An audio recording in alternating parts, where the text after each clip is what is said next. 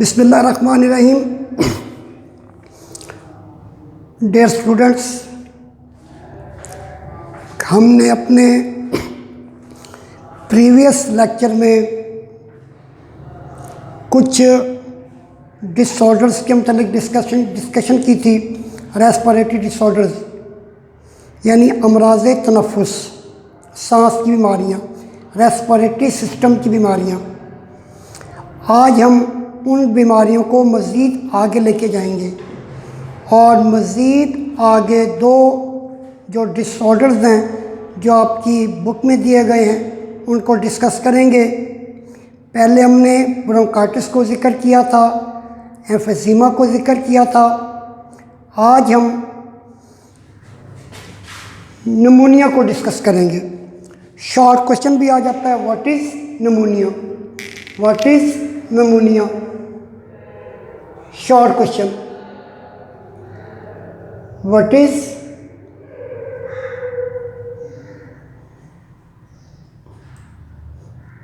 Pneumonia, ये short question आ सकता है।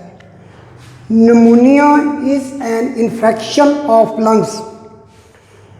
मैंने आपको प्रीवियस लेक्चर में इन्फ्लामेशन और इन्फेक्शन के मतलब बताया था। यानी निमोनिया में क्या होता है, निमोनिया में भी लंग्स की इन्फेक्शन होती है, लंग्स की इन्फ्लामेशन होती है, सोजिश होती है। They become red, bronchi, bronchioles, alveolar duct and also alveoli. If this infection affects both lungs, अगर ये इन्फेक्शन दोनों लंग्स को मुतासिर करे, कहने का मकसद ये है कि अगर ये इन्फेक्शन दोनों लंग्स में है, it is called double pneumonia. इसे डबल निमोनिया कहते हैं। यानी दोनों लंग्स इन्वॉल्व हैं, दोनों लंग्स की इन्फेक्शन है, दोनों लंग्स की इन्फ्लामेशन है। अगर एक लंग की इन्फेक्शन हो, if infection of one lung, अगर एक लंग की इन्फेक्शन है तब ये कहलाएगा लोबार निमोनिया, लोबार निमोनिया। अगर दोनों लंग्स की इन्फेक्शन है तो क्या कहलाएगा, ये डबल निमोनिया कहलाएगा। शॉर्ट क्वेश्चन भी आपसे आगे पूछा जा सकता है, what are the common causes of pneumonia. Short question यहाँ पर मैं लिख देता हूँ, what are the main causes of, या व्हाट,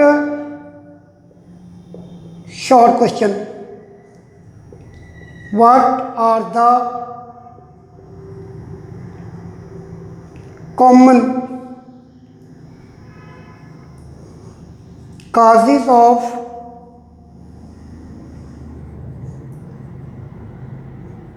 निमोनिया, कि निमोनिया की कॉमन कॉजेज क्या है। The most common cause of pneumonia is the bacterium. जो मेन कॉज है निमोनिया की वो बैक्टीरियम है, और बैक्टीरियम का नाम क्या है, स्ट्रेप्टोकोकस निमोनी। स्ट्रेप्टोकोकस निमोनी, या इसे क्या कहते हैं, या निमोकोकस भी कहते हैं। स्ट्रेप्टोकोकस निमोनी या निमोकोकस।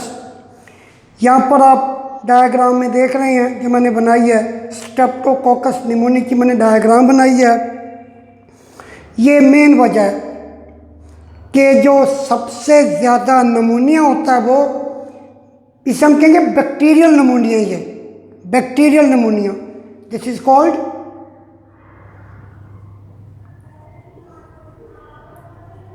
बैक्टीरियल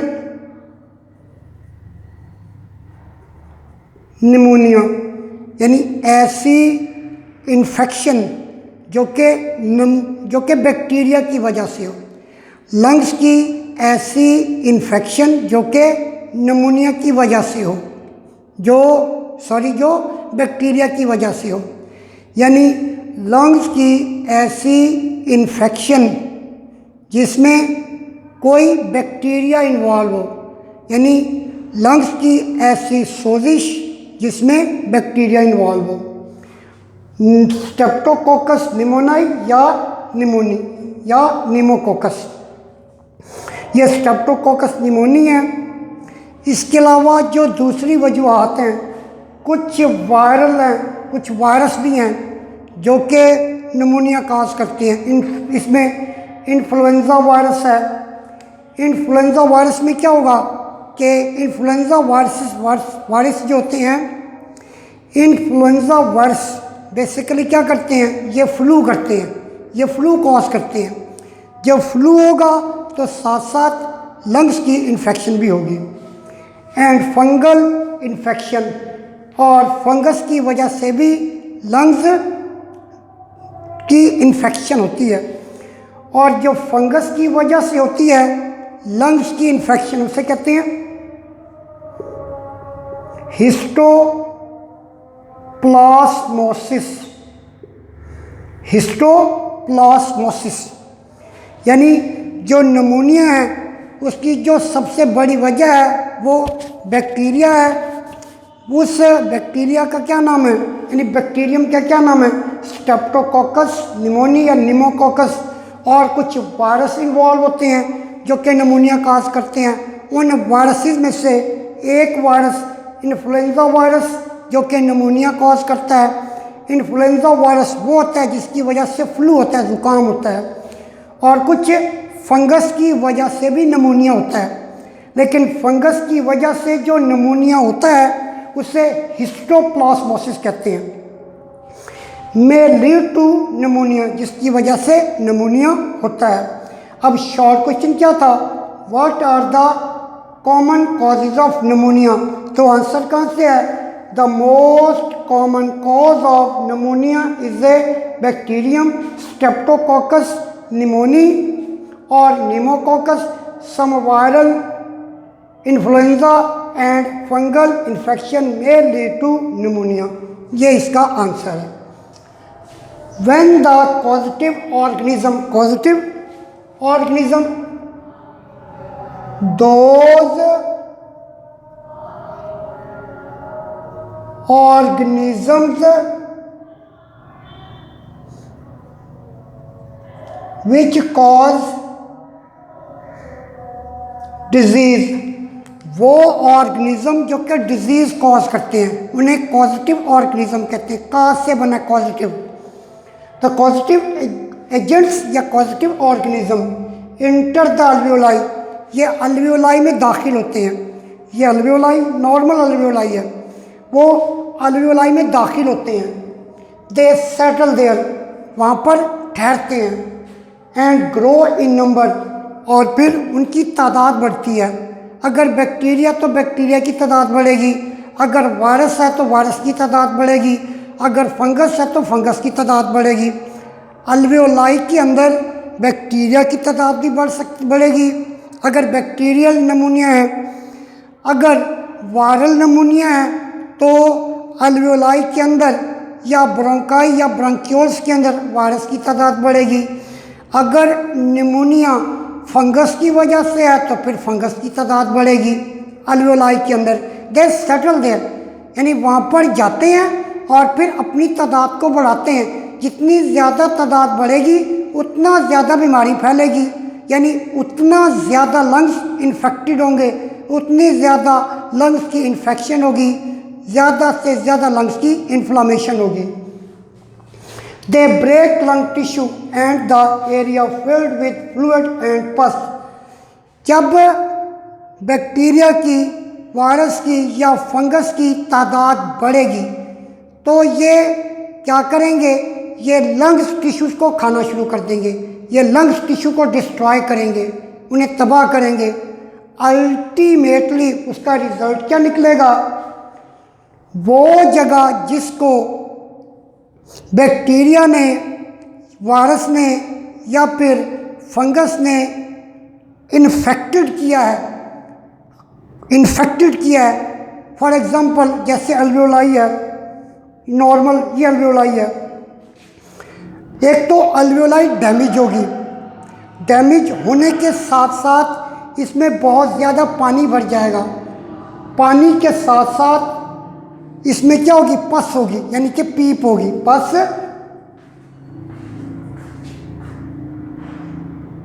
पीप होगी। अब पीप कैसे बनेगी, जाहिर बात है जैसे ही नमूनिया होगा, इंसान का जो इम्यून सिस्टम है उसके कुछ सेल्स होते हैं, जैसे वाइट ब्लड सेल्स हैं। वाइट ब्लड सेल्स क्या करेंगे, जैसे ही वाइट ब्लड सेल्स इन बैक्टीरिया को या वायरसेस को या फंगस को इनगल्फ करने की कोशिश करेंगे, वो उसे खाएंगे, उन बैक्टीरिया को, उन वायरसेस को, उस फंगस को या उस फंजाई को खाएंगे, तो जिसके नतीजे में क्या होगा, खुद वाइट ब्लड सेल की भी डेथ होगी।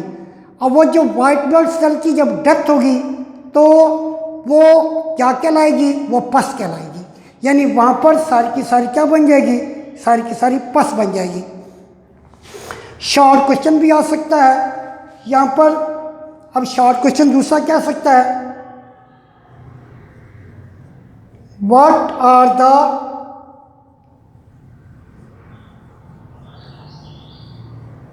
Symptoms of pneumonia. हमें कैसे पता चलेगा कि इस बंदे को निमोनिया है या इस पेशेंट को निमोनिया है। Symptoms of pneumonia are cold that is followed by high fever. पहले मरीज को ठंडक महसूस होगी, उसे सर्दी लगेगी, साथ बहुत ही तेज़ बुखार हो जाएगा, शिवरिंग, वह कपकपाएगा, कपकपी तारी हो जाएगी और बहुत ज़्यादा खांसी आएगी और खांसी के साथ बहुत ज़्यादा बलगम आएगी, स्पुटम बलगम,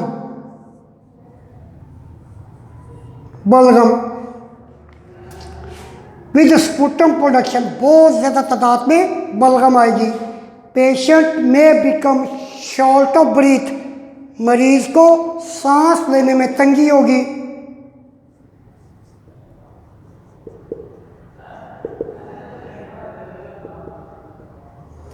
सांस लेने में तंगी होगी।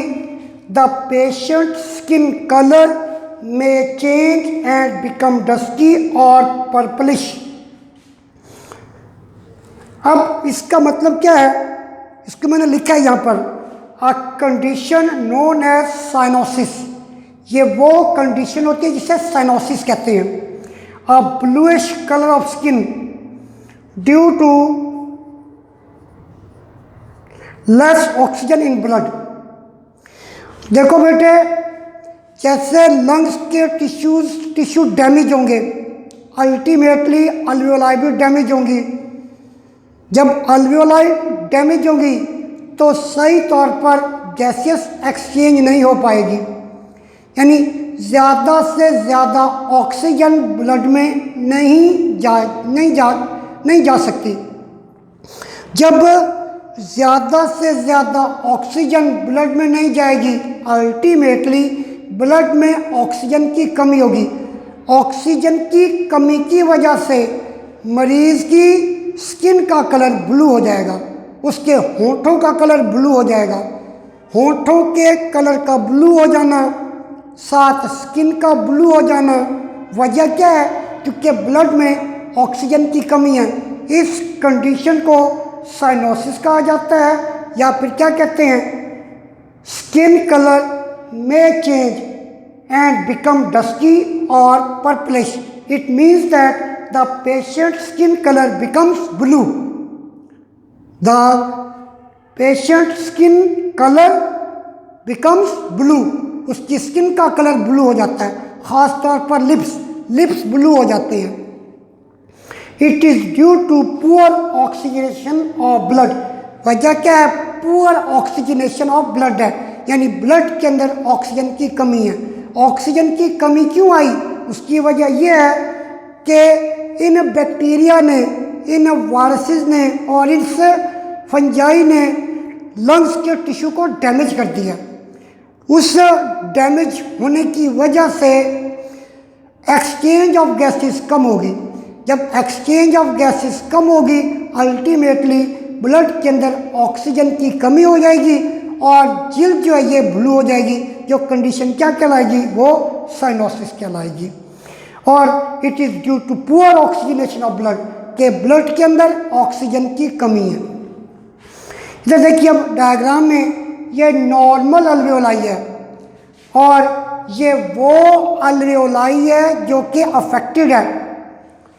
अल्वेओलाई फिल्ड विद पस, ये पूरी की पूरी अल्वेओलाई। और ये ग्रीन कलर में क्या है, ये ग्रीन कलर में सारी की सारी ये पस है, यानी यहाँ पर ये पीप है। और ये जो अल्वेओलाई है इनकी दीवार क्या हो जाएगी, ये भी थोड़ी सी, ये भी मोटी हो जाएगी, क्योंकि सारी की सारी क्या है, ये इन्फेक्शन है, ये इन्फ्लामेशन है। इस इन्फ्लामेशन की वजह से और कुछ इम्यून सिस्टम की वजह से, इम्यून सिस्टम में क्या होगा कि जो वाइट ब्लड सेल्स हैं जैसा ही बैक्टीरिया को डिस्ट्रॉय करेंगे या फंगस को डिस्ट्रॉय करेंगे या फिर वायरसेस को डिस्ट्रॉय करेंगे तो ख़ुद भी तबाह हो जाएंगे। जब तबाह हो जाएंगे तो फिर पस में कन्वर्ट हो जाएंगे, वो सारी की सारी पस यहाँ पर अकमुलेट हो जाएगी। जब पस अकमुलेट हो जाएगी, इन अल्वेओलाई में भर जाएगी, अल्टीमेटली एक्सचेंज ऑफ गैसेस में मसला आएगा। सही तौर पर एक्सचेंज ऑफ गैसेस नहीं हो पाएगी और ब्लड के अंदर ऑक्सीजन की कमी होगी। अब शॉर्ट क्वेश्चन क्या था, what are the symptoms of pneumonia, के सिम्टम्स ऑफ निमोनिया क्या है। तो पहला क्या है, अ कोल्ड, पहले उसको सर्दी लगेगी, उसके साथ ही बहुत तेज़ बुखार होगा, शिवरिंग, वो कपाएगा मरीज़, एंड ए कफ, खांसी आएगी और खांसी के साथ बहुत ज़्यादा मिकदार में बलगम आएगी। वो बलगम जो कि ऑब्स्ट्रक्टेड है, जो कि अल्वेओलाई, ब्रोंकाई या ब्रोंकियोल के अंदर मौजूद है, वो बलगम बाहर आएगी।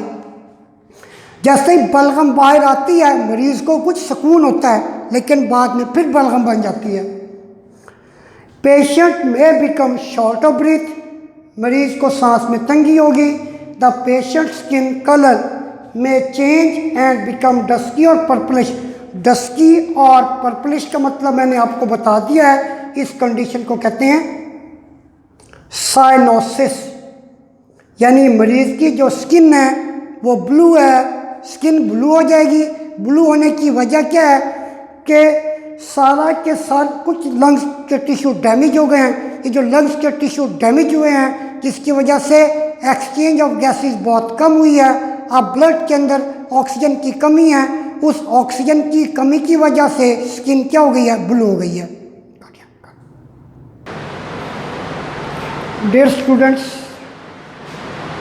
अब हम जो अगली बीमारी को डिस्कस करेंगे उसका नाम है एस्थमा।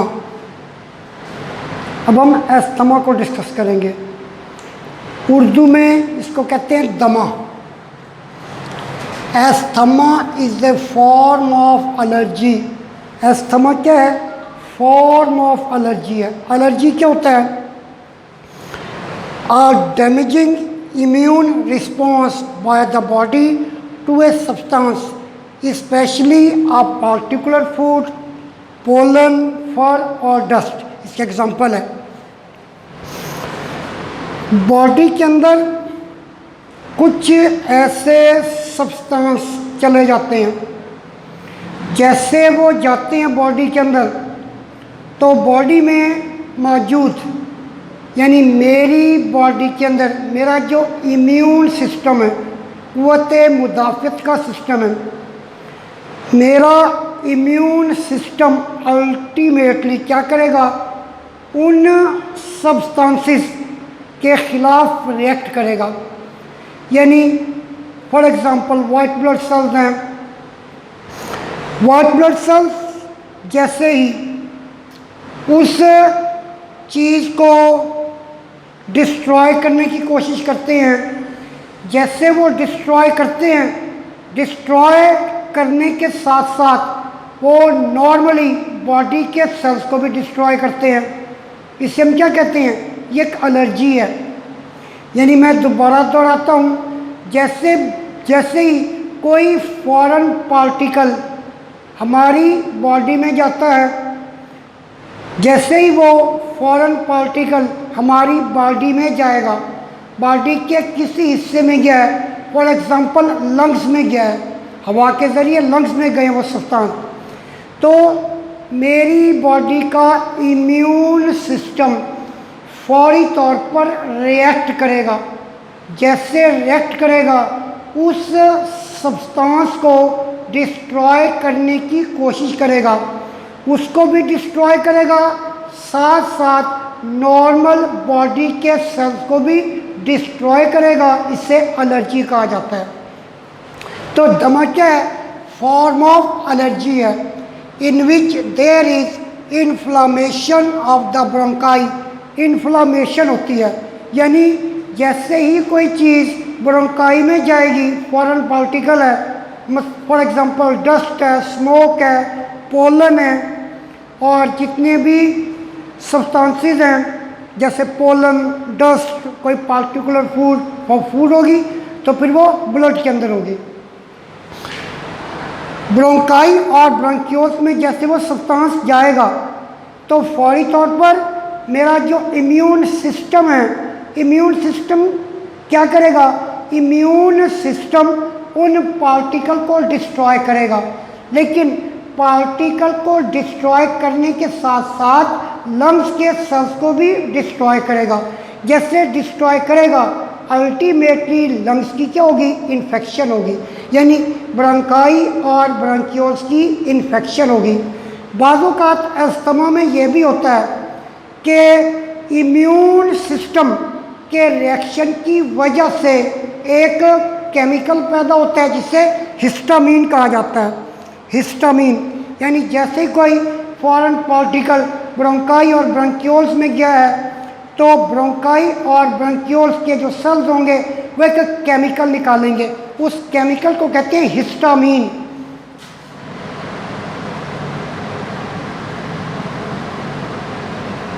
अब ये जो केमिकल है हिस्टामीन, ये हिस्टामीन जो है ये ब्रोंकाई और ब्रोंकियोल्स को ये कंस्ट्रिक्ट कर देगा, तंग कर देगा।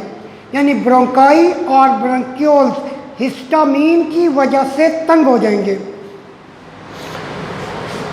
बहुत ज़्यादा म्यूकस बनेगी और अल्टीमेटली ब्रोंकाई और ब्रोंकियोल्स कंस्ट्रिक्टेड होंगी, नैरो हो जाएंगी, तंग हो जाएंगी। In asthma patient the bronchi and bronchioles become sensitive to different allergens. Bronchi और ब्रोंकियोल्स ये सेंसिटिव हैं, यानी जैसे ही कोई पार्टिकुलर सब्सटेंस जाएगा, फौरी तौर पर क्या करेंगे? रिएक्ट करेंगे, सेंसिटिव रिएक्ट करेंगे या उसका रिस्पॉन्स देंगे। रिस्पॉन्स क्या देंगे? या वो केमिकल निकालेंगे, जैसे मैंने हिस्टामीन का है, यानी कि ब्रोंकाई और ब्रोंकियोल सेंसिटिव हैं। सेंसिटिव से क्या हो गया मतलब? यानी कि हसास हैं। जैसे वो फॉरेन पार्टिकल जाएगा, उस फॉरेन पार्टिकल की वजह से ब्रोंकाई और ब्रोंकियोल्स फौरी तौर पर केमिकल रिलीज करेंगे, वो केमिकल हिस्टामीन कहलाएगा। वो हिस्टामीन क्या करेगा? हिस्टामीन ब्रोंकाई और ब्रोंकियोल्स को नैरो कर देगा, कंस्ट्रिक्ट कर देगा। Become more sensitive to different allergens, allergy causing factors, यानी एलर्जन की वजह से वो सब्सटेंस क्या, वो एलर्जेंस हैं। ऐसे सब्सटेंस जो कि एलर्जी काज करते हैं उन्हें एलर्जेंस कहा जाता है। इसके एग्जांपल है हमारे पास, जैसे डस्ट, गर्द गुबार। जैसे अक्सर घरों में झाड़ू दिया जाता है, तो जैसे ही अस्थमा का मरीज़ जिसको डस्ट एलर्जी है, जैसे ही डस्ट उसके लंग्स में जाएगी, फौरी तौर पर उसको अस्थमा का अटैक होगा। स्मोक, सिगरेट का धुआं, इंडस्ट्री से निकलता हुआ धुआं, परफ्यूम्स जो हम लगाते हैं, पोलन ग्रेन्स, पोलन ये जो फूलों में पोलन ग्रेन्स होते हैं, पोलन ग्रेन्स की वजह से when expose to any of such allergens, जैसे ही लंग्स के अंदर इनमें से कोई एक एलर्जन जाएगा, इनमें से कोई एक, फॉर एग्जांपल एक ऐसा बंदा है जिसको डस्ट एलर्जी है, ये डस्ट की वजह से अस्थमा होता है। एक और इंसान है जिसको स्मोक की वजह से अस्थमा होता है। एक और इंसान है जिसको परफ्यूम की वजह से होता है अस्थमा। एक और इंसान है जिसको पोलन की वजह से होता है, पोलन ग्रेन्स या पोलन दाने वगैरह जो होते हैं। The sensitive Airways show immediate and excessive response of constriction, यानी फौरी तौर पर क्या होगा अब ब्रोंकाई और ब्रोंक्यूल्स, यानी Airways, bronchi, bronchioles, bronchus, bronchioles फौरी तौर पर क्या हो जाएंगे, ये सेंसिटिव हो जाएंगे, उसका रिस्पॉन्स देंगे। किसका रिस्पॉन्स देंगे? उस एलर्जन का रिस्पॉन्स देंगे। एलर्जन का रिस्पॉन्स क्या देंगे कि फौरी तौर पर ब्रोंकाई और ब्रोंक्यूल्स कंस्ट्रिक्ट हो जाएंगे, तंग हो जाएंगे। In this condition the patient feel difficulty in breathing. अब देखो बेटे, ब्रोंकाई और ब्रोंक्यूल्स कंस्ट्रिक्ट हो चुके हैं, अब अल्टीमेटली उस मरीज़ को सांस लेने में दिक्कत होगी। वो इंस्पायरेशन करेगा लेकिन एक्सपायरेशन नहीं कर पाएगा, क्योंकि एक्सपायरेशन में क्या होगा, एयर ट्रैप हो जाएगी ब्रोंकाई और ब्रोंक्यूल्स के अंदर। अब शॉर्ट क्वेश्चन यहाँ पर भी है, what is asthma. Short question, what is asthma. Short question, what is asthma, कि एस्थमा क्या है। और फिर दूसरा शॉर्ट क्वेश्चन क्या है जी, यहाँ पर ये भी शॉर्ट क्वेश्चन आ सकता है, what are the causes of asthma. Short question, what are the causes of asthma. Asthma की वजूहात बताएं। तो एस्थमा की वजूहात क्या है, आपके सामने है। पहला क्वेश्चन क्या है, what is asthma. Asthma is a form of allergy in which there is inflammation of the bronchi, more mucus production, बहुत ज़्यादा बलगम बनती है, एंड नर्विंग ऑफ एयरवेज, उस बलगम की वजह से एयरवेज तंग हो जाते हैं या बंद हो जाते हैं या ऑब्स्ट्रक्ट हो जाते हैं। Airways, bronchi and bronchioles. Asthma, ये यहाँ तक इसका आंसर आ गया। इन एस्थमा, ये भी साथ लिख दें तो बेहतर है, ताकि in asthma patients the bronchi and bronchioles become sensitive to different allergens, allergy causing factors. बल्कि ये यहाँ तक इसका आंसर सही है। अब कॉजेज क्या लिखेंगे, कॉजेज क्या हैं इन एस्थमा पेशेंट द जो आपने इसकी कॉजेज लिखनी है। जो मेन कॉजेज क्या हैं, वो कॉजेज एलर्जेंस हैं। एलर्जेंस कौन कौन से हैं, डस्ट, स्मोक, परफ्यूम, पोलन है। ये क्या, ये कॉजेज हैं किसकी, एस्थमा की। When expose to any of such allergen the sensitive airways show immediate and excessive response of constriction. In this condition the patient feels difficult in breathing. अब short question है जी, what are the symptoms of asthma।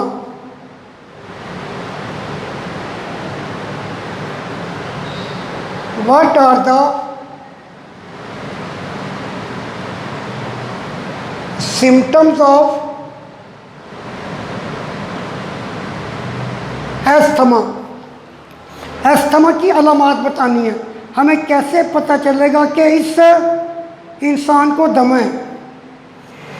पहली बात तो बेटे ये है कि दमा के अंदर या एस्थमा के अंदर मरीज़ को बार बार अस्थमा के अटैक होते हैं, बार बार दमे का अटैक होता है। दमे का अटैक बार बार होता है। दमे का अटैक क्यों बार बार होगा? जब भी उसका सामना किससे होगा? इन एलर्जन से होगा।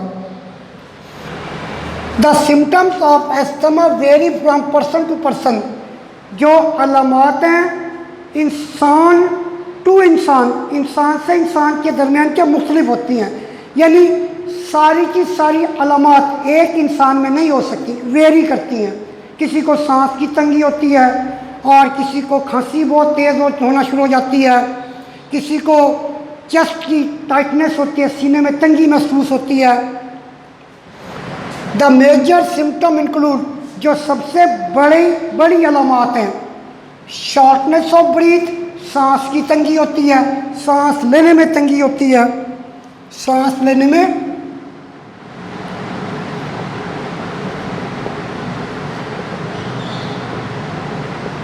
हमने जितने भी डिसऑर्डर्स पढ़े हैं, जो हमारी बुक के अंदर हैं, उसके अंदर ये कॉमन सिम्टम मिला है मुझे। शॉर्टनेस ऑफ ब्रीथ, यानी निमोनिया में भी है, ब्रोंकाइटिस में भी है, एस्थमा में भी है। यानी ये मैंने पहले भी बताया है कि रेस्पिरेटरी डिसऑर्डर्स के बहुत से सिम्टम्स क्या हैं, बिल्कुल ही एक जैसे हैं। स्पेशली विद एक्सर्शन और एट नाइट, ख़ास तौर पर जैसे ही वो कोई काम करेगा एक्सर्शन वाला, हार्ड काम करेगा, हार्ड कोई ऑब्जेक्ट उठाया है या हार्ड कोई काम किया है, और एट नाइट या फिर रात के वक्त उसको दमे का अटैक हो सकता है। Whistling sound when breathe out, जैसे ही इंस्पायरेशन करेगा और जब एक्सपायरेशन होगी, जैसे ही सांस बाहर आएगा, यानी कि एक्सहेल्ड एयर जो है जैसे ही बाहर आएगी, यानी वो एयर जो कि लंग्स से बाहर आएगी, व्हेन ब्रीथ आउट, जैसे ही एक्सलेशन होगी तो सीटियों के बजने की आवाज़ आती है, सीटियाँ बजती हैं। यानी whistling sound when breathe out, जैसे ही सांस बाहर आएगा तो सीटियों के बजने की आवाज़ आएगी, यानी ये सीटियाँ बज रही हैं। कफ एंड चेस्ट टाइटनेस, खांसी भी होगी और चेस्ट टाइटनेस,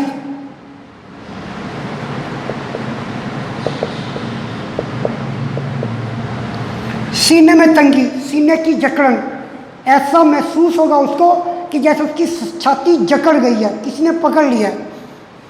अब इसका ट्रीटमेंट क्या है? शॉर्ट क्वेश्चन ये भी आ सकता है, what is the treatment of asthma? The chemicals with ability to dilate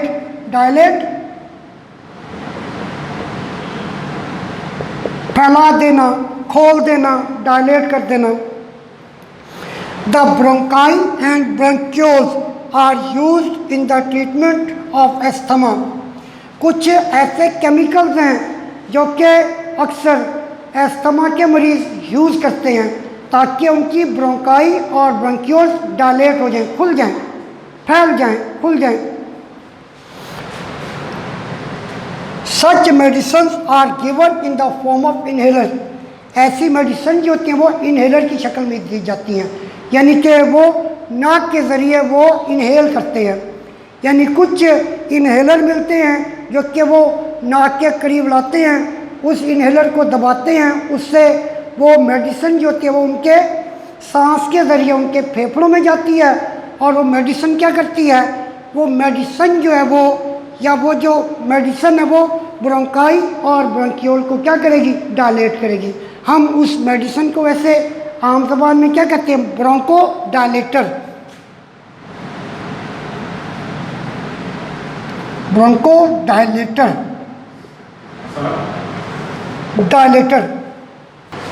बेटे मुझे उम्मीद है कि आज का लेक्चर आपको समझ आ गया होगा। इंशाअल्लाह ताला नेक्स्ट लेक्चर में मुलाकात होगी। अल्लाह हाफिज़।